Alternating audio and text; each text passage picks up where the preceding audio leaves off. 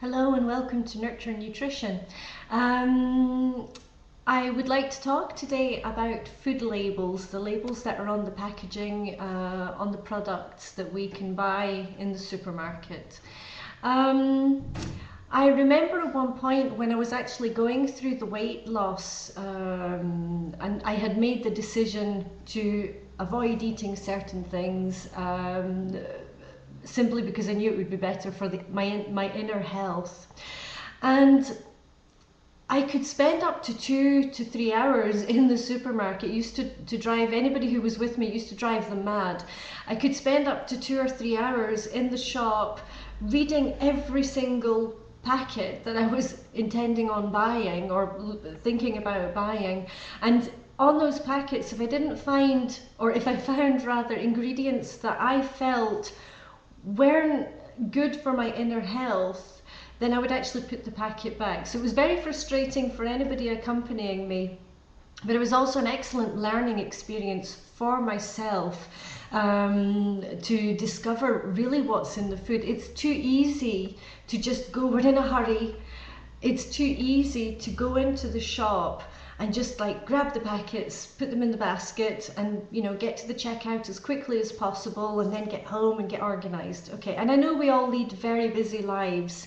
At the time that I was doing this, I had actually stopped working. I was with my children. I'm not saying that when you stay with your children that you have necessarily more time, but the baby was asleep in the what's it called again, in the push chair, and so I would take my time at that time to look at the packaging and check things out.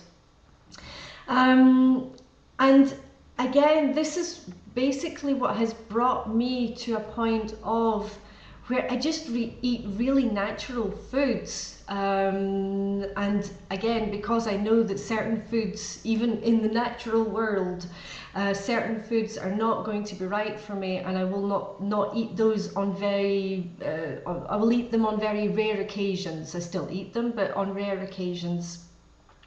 And I posted today on the group about food labels, and I just printed it out, and I'm actually going to read off a little bit because I can't remember all of the ingredients and all of the products. And it was tomato soup. Okay, we go to the supermarket, we think, oh yeah, I should eat more healthily, I'm going to buy a packet of soup, at least I'm going to have some vegetables, etc. Okay, I can understand that, and I know because I've done it. So tomato soup. So what I looked at first of all was the organic tomato and basil soup. Okay, in one of the French supermarkets. The internet again is amazing because you can get the information online, and this is what's in a packet of organic tomato and basil soup. Okay, the brand that I looked at. You've got water. Okay, logically. You've got chopped tomatoes. 16.5%. Okay, so for me, tomato soup, for me it should be like 90% tomatoes, but okay, 16.5%. Carrots, so they've not given the percentage of carrots, so we don't know exactly now how much. Tomato puree, 11%. I imagine that will help to thicken up the soup a little bit. Cream of rice. Again, that will help to thicken up the soup. Olive oil, salt, sugar, the sugar in the soup. Garlic and basil, and there's 0.3% basil. Okay, well, we don't need to use tons and tons of basil. I usually put in a good handful if I'm making soup, and I'll explain how I make my own tomato soup afterwards. So, those are your basic ingredients in organic tomato and basil soup with the brand that I looked at. I then checked out a famous weight loss company's diet tomato soup. Now, first of all, I didn't know that tomatoes needed to be lightened in any way. For me, they're a perfectly okay vegetable to eat. So I was a little bit surprised. Diet tomato soup, okay. And I looked at the ingredients, tomatoes 60%. I thought, great, you know, got a lot more tomatoes in the diet tomato soup than in the organic version. Water, okay. And then the next ingredients, modified corn flour, sugar, salt, dried skimmed milk, vegetable oil, milk proteins, sweetener, and I will be doing future videos on sugar and sweeteners. Sweeteners is something for me that I stay very far away from. Spice extracts, herb extract, and citric acid. If you don't know this already, the labeling, the ingredients on the label go from the ingredient that there is the most of.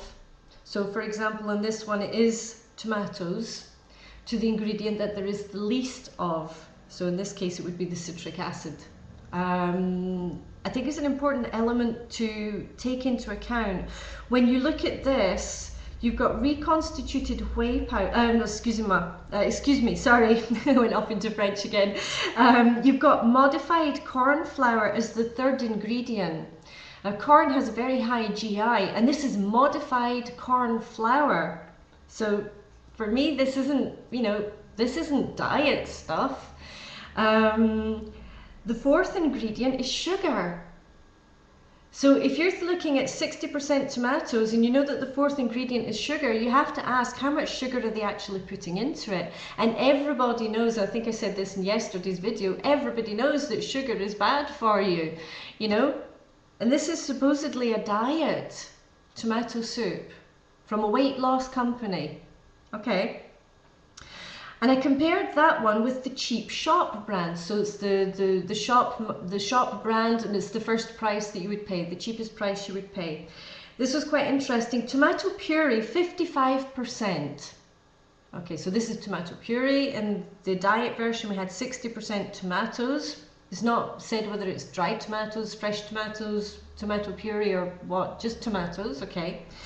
Tomato puree, 55%. We've got water. And here we've got the reconstituted whey powder from milk. Okay, that's sugar. Then you have sugar.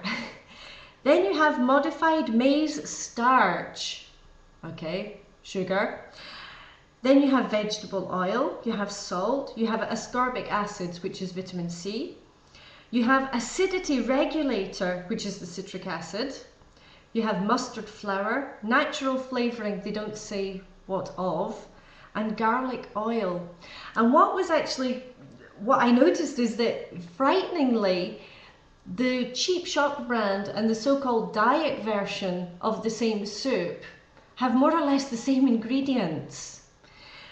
Then I looked at the shop brand diet tomato soup.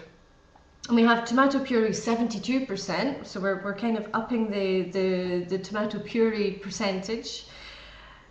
Then we have water. Then we have modified maize starch, sugar. Then we have sugar, vegetable oil, salt, milk proteins, double cream, citric acid, mustard powder, capsicum extract, clove extract, oregano extract, cinnamon extract, onion extract, and garlic oil.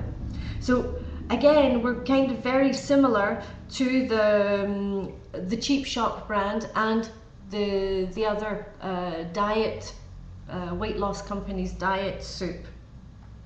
Personally, when I'm using herbs, I like to use the herbs in their natural state and not just extracts of them. That's just my own personal point of view. And then I had a look at, which is the very quick option, is the packet of dried soup. Dried soup, that makes me kind of smile already, because soup is something that's liquid. So, dried soup, it doesn't sound very logical to my way of thinking. So dried soup, in this one we have tomato powder, 24%. We have maltodextrin, sugar. We have potato starch, sugar. We have sugar. We have natural flavourings, we don't know what of. We have yeast extract, onion powder, salt, vegetable oil, dried glucose syrup, sugar, and then we have dried herbs, parsley, basil. Then we have some milk proteins, and we have some colouring.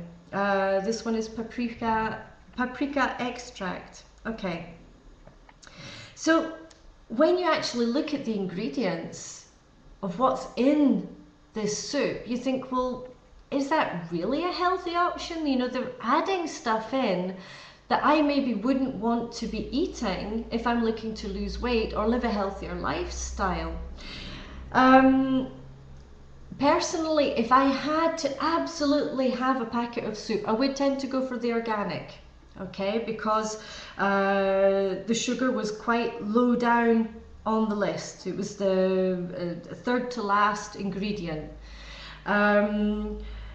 But I actually like to make my own, and actually, to be honest, making your own is really fairly simple, and I'm going to just explain how I do it very simply. And it takes between 15 and 25 minutes to actually prepare it. If you count the time that you go to the supermarket to buy your packet of soup, you stand in the queue, you pay for it, you get back home, your 15 to 25 minutes is already, you know, well, you could argue and say, well, you know, you'd have to go and buy the ingredients. Again, I'm very lucky. I've got a local produce shop just across the road, so I go there and I get the ingredients and I'm back within 5 minutes. Okay. I make tomato soup with the following ingredients: tomatoes, lots of them, celery, you know, a few sticks. I put in lardon, but I buy the lardon at the butcher's because I do what I can to avoid the nitrites that are in the packeted ham and lardon that you can get in the supermarket. Again, there is sugar added into those products, so I tend to try and avoid those items. Put some onions, you know, a couple of onions. If I've had a roast chicken, I'll use the chicken stock. I'll make chicken stock with the bones, etc. I already explained in a previous video how I make the stock, how I make the soup. If not, I'll just use water, plain water. And then I'll add in some herbs, some thyme, some rosemary, some basil. In varying proportions, I'm adding some garlic, you know, quite like the garlic. So, and then some salt and pepper. And that's my soup. That's all there is in it. And it doesn't taste any less good than the soup that you can buy in a packet. It does require a little bit of preparation time.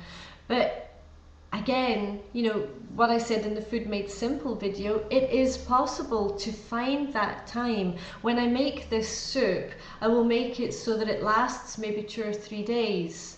In which case, I've used the preparation time, but I don't have to do the preparation time over the next few days. Okay, I've saved that time in a certain sense. And when I serve up my soup, you know, I maybe add in some crumbled feta cheese, add on some more basil because I really like basil, or sprinkle on some more garlic, raw garlic.